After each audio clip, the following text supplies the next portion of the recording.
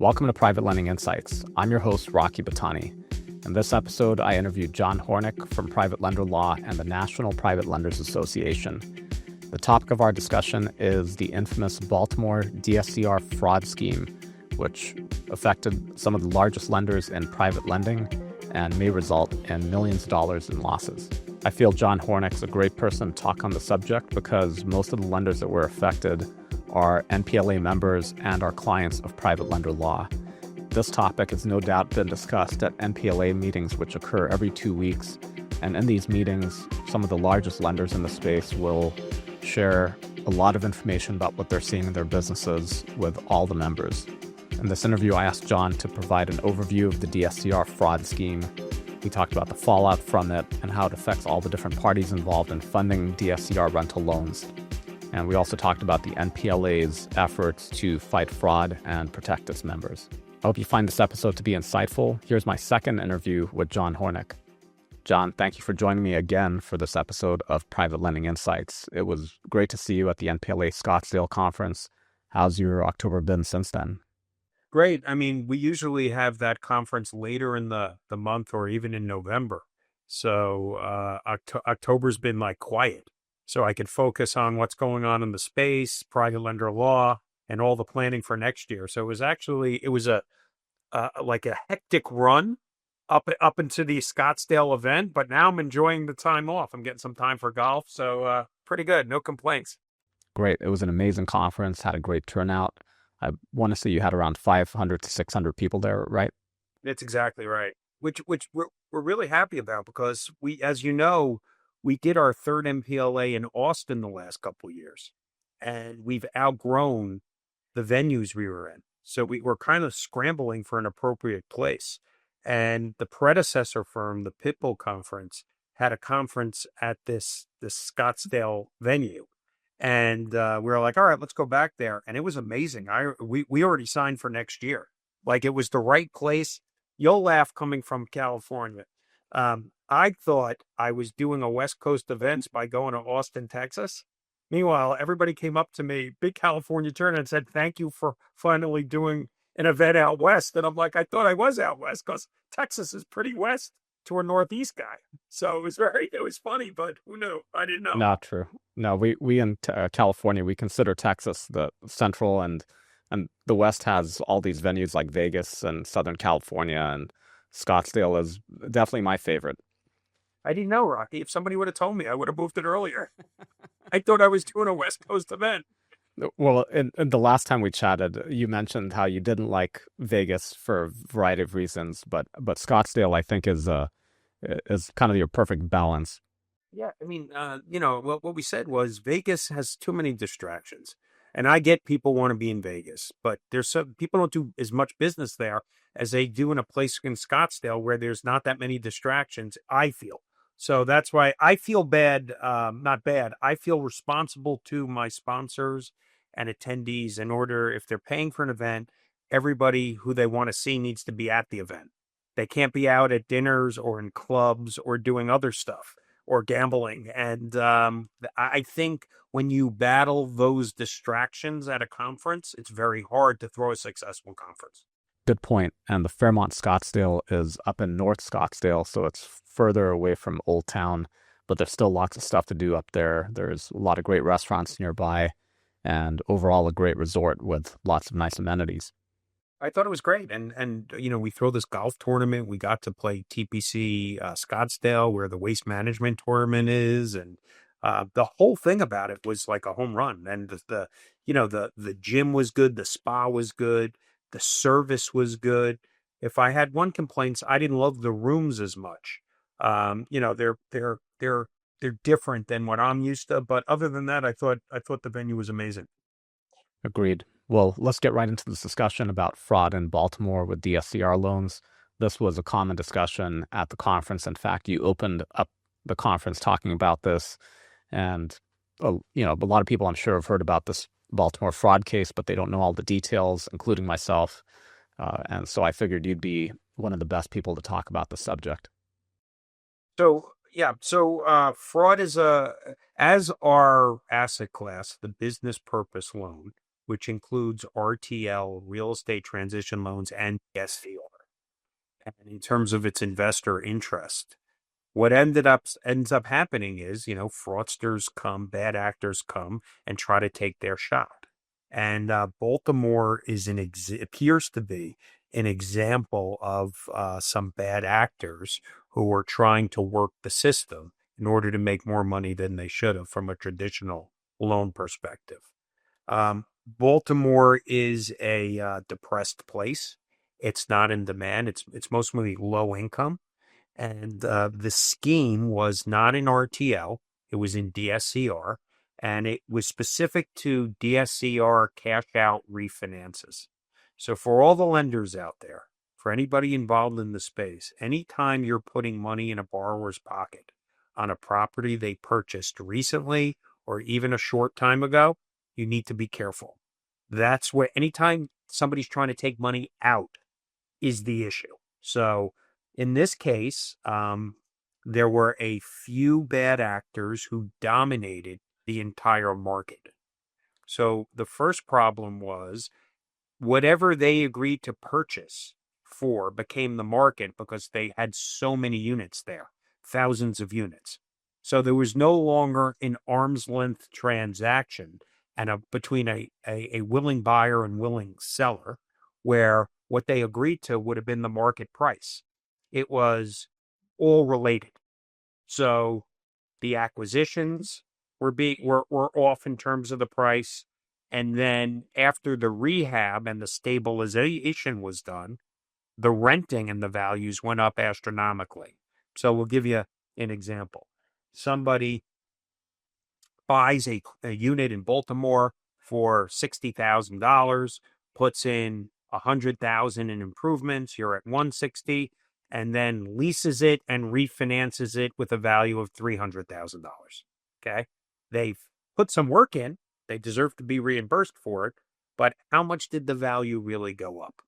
And that was all in all the scheme from a simple standpoint.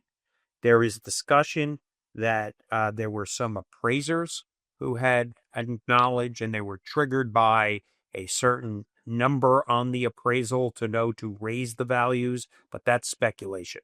I might add there's been no charges brought against anybody in Baltimore, and it may just, it may not turn to be criminal. It may just turn out to be bad bet on a bad market, but it was sizable enough that it raised some flags, and we're addressing that, as you know, at the NPLA level and beyond.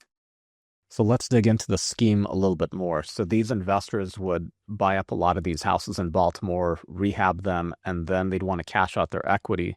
So the problem was the valuations were too high and the appraisers were in on it, right? And then when they got their DSCR loans, were they just not making payments, or did they just walk away from these loans so they went into foreclosure?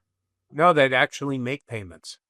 But what happened was, one of my understanding is one of the major investors in the space who acquired the paper took a look at the values and said, there's no way that this many units are worth this type of money in this city. I mean, it's just impossible. The appreciation just was not normal.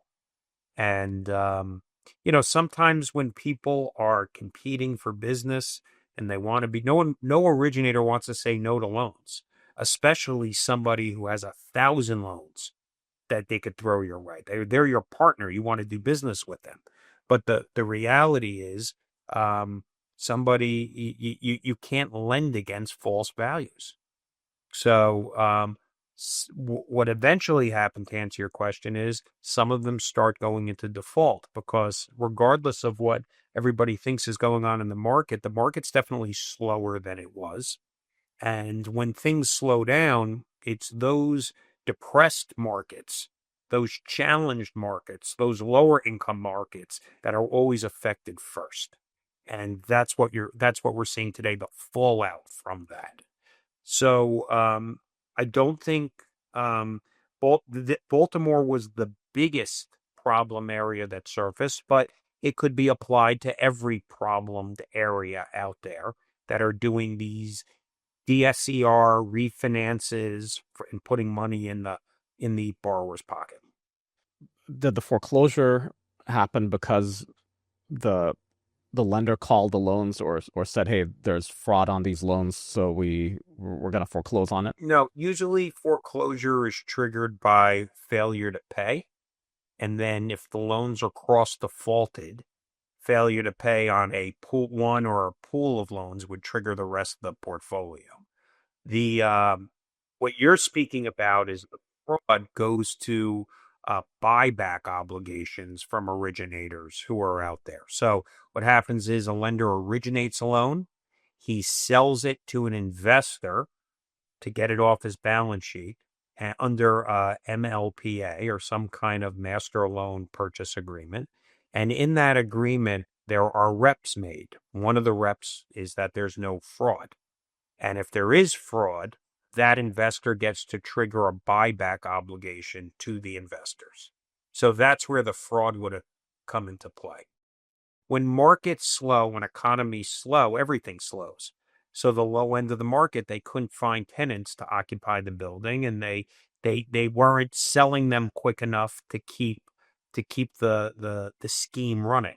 So it just the saying, when the tide goes down, it shows all the bad stuff on everybody. Well, that's what happened here.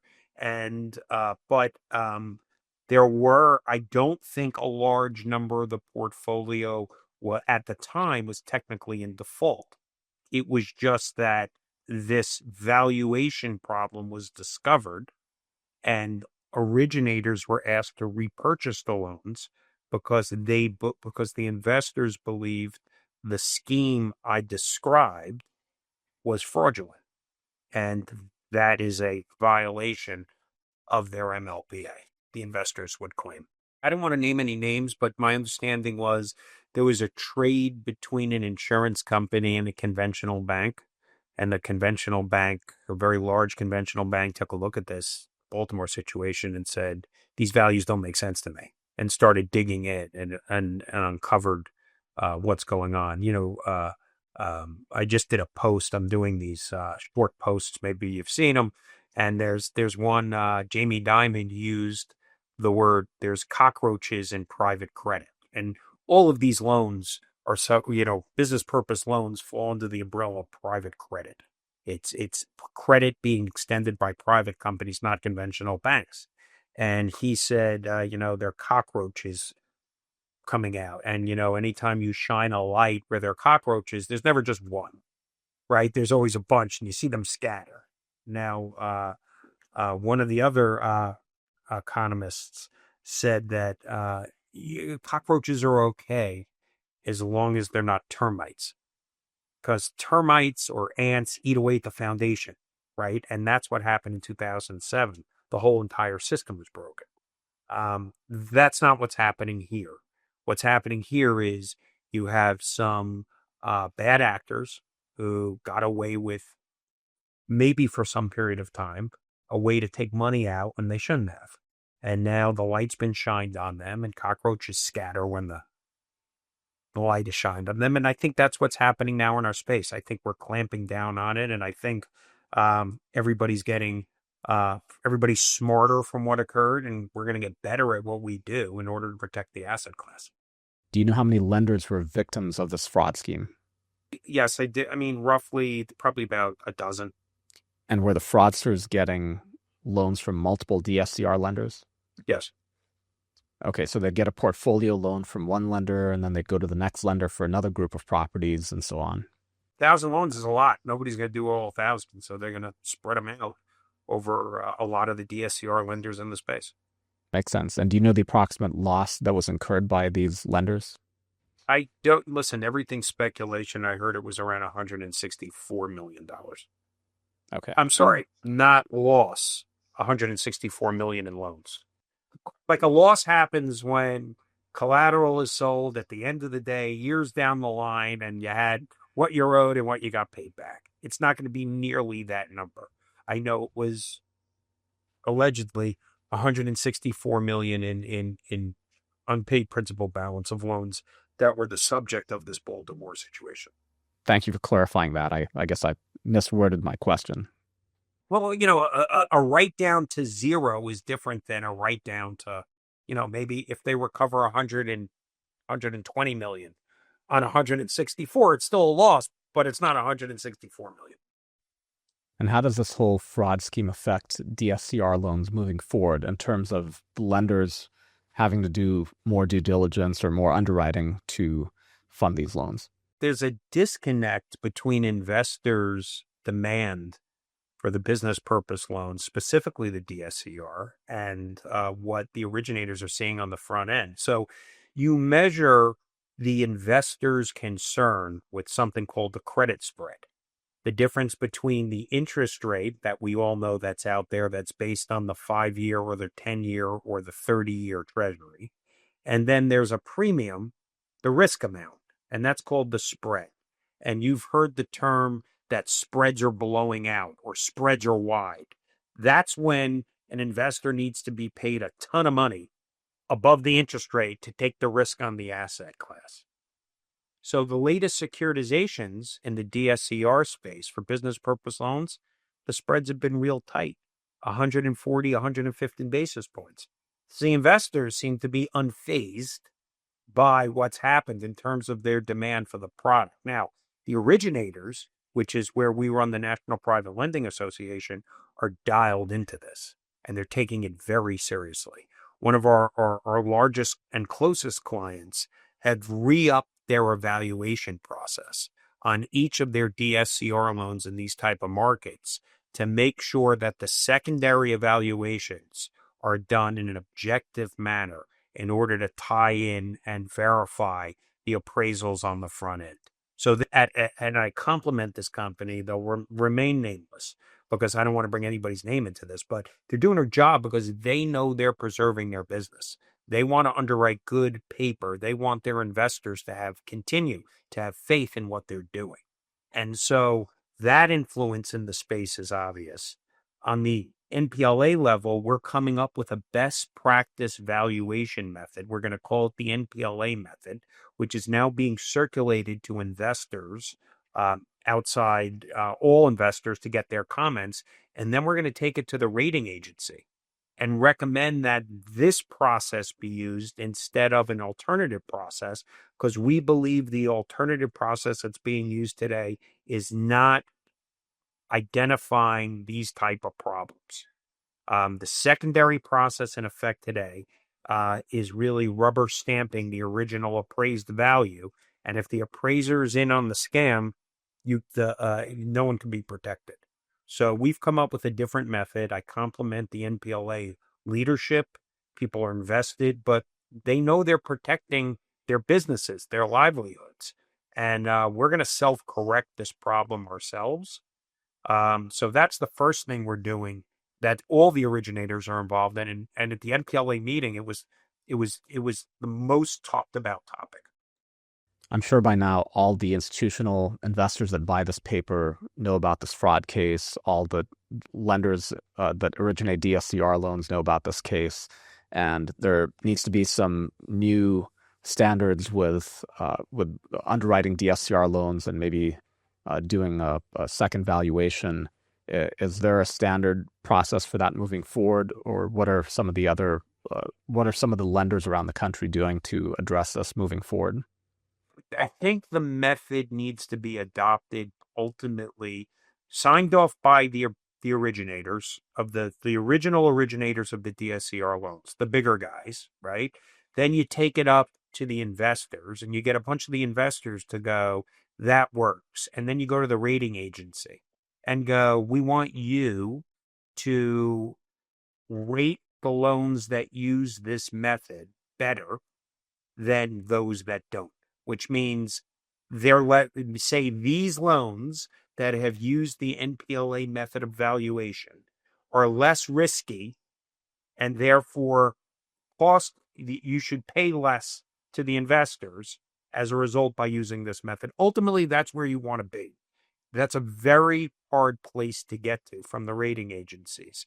But we have, the NPLA has grown in terms of its influence, in terms of its support, in terms of its recognition. And we're committed to doing this because it has to get done.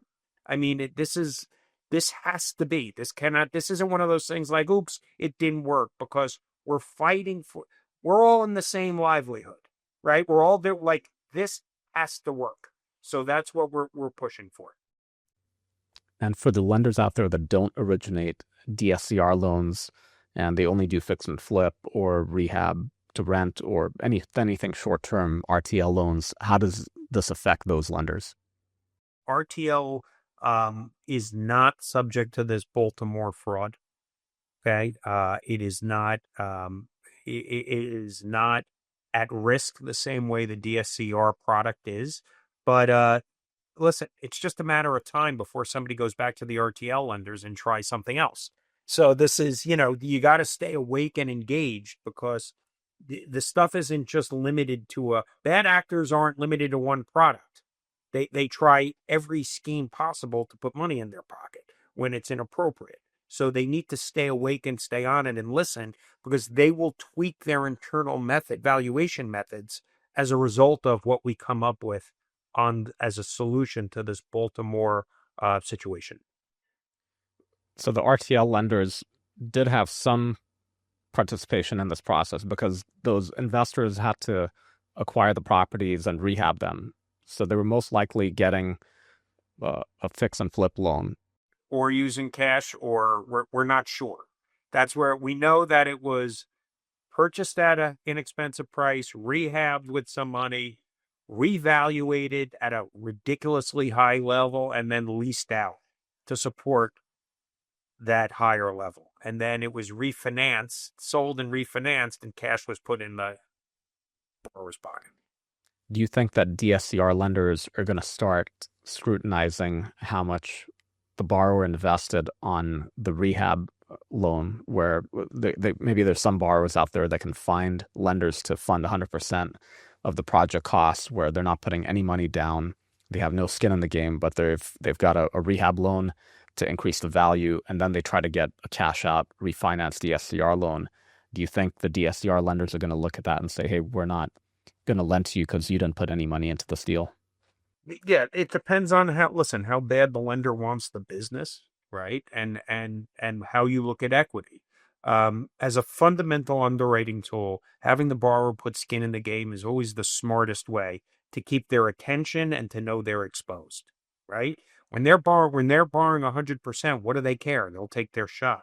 I don't believe that it's a requirement for a lot of lenders out there for the borrower to put in money on a DSCR refinance after they've completed a successful RTL loan, right? It's not important. It's not important. Some, it may be. I know on acquisition of the property, the RTL lender wants to see skin in the game, 15, 20, 25%. Now, can that come from a second mortgage? Some lenders look away from that. Can that come from a mezz loan? Some lenders look away that way. Remember, it's a balancing act between closing deals and staying in business and protecting yourself. If there are lenders out there, RTL lenders, who are advancing 100%, and that's your competition, you got to figure out a way to do business too. So it's like threading a needle sometimes for these lenders. Yeah, that's a good point. There's hardly any lenders out there that offer 100% financing, and maybe there is a small percentage of lenders in that Northeast or Mid-Atlantic market that do lend locally and fund 100% of the deal. I think borrowers like lenders. First of all, let's dial back, because money comes top down, right? It comes from investors to originators, from originators to borrowers. So right now, investors are looking at their loans before they're buying them from the originators and asking questions. How did you get to this value? Why do you think it's going to be worth more than this? This is a new trend. This used to be on a programmatic basis. An originator closes a pool of loans, the investor buys them all, and we move on. Never did the investor start going through the portfolio and go, hey, 1, 2, 3 Sheepside Bay, I want to talk to you about this loan. I mean, to get that call from an investor 6 months ago was unheard of. today it's becoming more common, which means that the originators need to be able to answer the call with intelligent answers. And that means they need to understand the files better. So they're going back to your question, the borrowers more. Tell me why you think it's worth this much. Tell me how much money you put in. Show me where the money came from. Yada, yada, yada. So it comes top to bottom, but it's definitely more scrutiny to prove out real equity and real value on deals than there's been in quite some time. And besides this Baltimore DSCR fraud case, has there been any other fraud schemes that have been prevalent in 2025? So private lender law, we close 2,000 loans a month. We see one every week. Somebody trying to sneak one by. A big one that's been going on now is you've heard of people trying to steal properties from people. So latest one, a very wealthy area in New Jersey, a home worth $20 million, no debt, was brought to a lender and said, I only want to borrow $1.5 million. Okay, I'm going to put it on here. It's in my name. What happened was a fraudulent deed was filed from the existing owner, which was in a limited liability company, transferring it to a new LLC, forged signatures. It was fine. They went to a lender and they had a LOI that said they were going to give them a loan. They showed the deed and the LOI to a new lender, and the new lender would go, oh my God, $1.5 million on a $20 million, that's a no-brainer. No problem, I'll do it. The only problem is that new lender knew the owner of the house and knew he didn't need $1.5 million and actually flagged the problem. And it ended up, so the stealing of properties on high value assets is what's going on. And people, you have to be aware of that. People worry about their identity being stolen. They have to worry about their properties being stolen as well. And what can real estate investors do to protect themselves and also the lenders? How do they catch this fraud? Having debt on your property helps you, right? Like having any loan or some kind of financing, because that's of record, and a transfer, they're going to be notified. So, and also nobody's going to lend against the property if there's a senior debt on it of any amount, unless it's a secondary lender and somebody who's kind of in on the scheme. So you have to check your records. You can run title searches periodically. Make sure things weren't, you call any title company and run a title search and see who's the owner. And you just have to be aware. You can't, there are a lot of fraudsters out there today. And we have to be careful and we have to stay aware, especially where technology and AI is. More and more is going to be happening. At the Scottsdale conference, I remember you mentioned on stage, you talked about this bad actors list that the NPLA is going to make available to all their members. Tell us a little bit more about that. So all the investors out there have internally bad actors, people who they won't give loans to. And we want to share that information with the private lending space. All originators should know which individuals or entities that investors have flagged as not worthy of extending credit to. They don't necessarily need to know why. They just need to know that a major investor has said no to doing a loan with Rocky Butani. Okay? And it's up to them if they want to give you a loan, or it's up to them how much of a loan or how much scrutiny they want to do to you. So the purpose of the NPLA Watchlist database is we are collecting from major institutional investors, everybody's list. We're consolidating into a searchable database, and NPLA members will have access to this database to be able to search names or entities that they're doing business with to see if an institutional grade investor has made a decision not to extend that person's credit. That sounds like a great benefit to your members. Has that already been formed? Is it in existence right now? Yeah, so we're in the final state. Our deadline is to roll it out this month. We have investors signed up already to provide the data. We're finishing the technology now. I'm told it's done. We have to test it for a couple days, and so we're confident it's going to be rolled out in the next 2 weeks and made available. It'll be a growing database over time. So we will add investors to it and give them access. We really want people to come together and share it this way. Again, you're not going to get information on why an individual or what he did. You will just know that an institutional great investor will not extend them credit. Now, you could call us and we could reach out to the investor and say, hey, do you want to have a discussion about it? If you're an originator, is it something worth you want to give color on? If they say no, the answer is no. Take what you want, but at least you're going into the loan as an originator with eyes open that this person's been flagged. Do what you will after that. But I think it's going to be a valuable tool, and I'm proud that the NPLA was able to pull it together from all these different resources, both from an originator standpoint and most importantly from an investor, to get investor buy-in. Love it. Well, thank you for sharing all your insights about the Baltimore DSCR fraud case and everything that the NPLA is doing to fight it. Listen, it's my pleasure. It's listen, I'm vested in this space. I love what I do, and any way we can make it better, we're committed to doing that. Great. Thank you for your time, and look forward to seeing you at the next conference in Miami. In March, Miami, no better place. Good seeing you, Rocky. Be good. You too. Thanks again. And that's a wrap for this episode of Private Lending Insights. Follow Jon Hornik on LinkedIn to see frequent updates about what's happening in private lending originations and capital markets. Also follow NPLA on LinkedIn and visit nplaonline.com to learn more about the National Private Lenders Association and their various conferences that they host. They have 3 per year that they host. The next one is in Miami in March 2026, and it's their largest one.